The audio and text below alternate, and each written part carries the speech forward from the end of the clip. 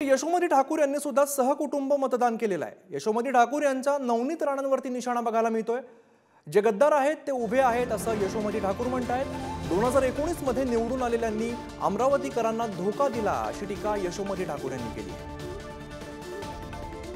सर्वधर्म समभाव हा विचार डोळ्यासमोर ठेवून आम्ही मतदान केलेलं आहे।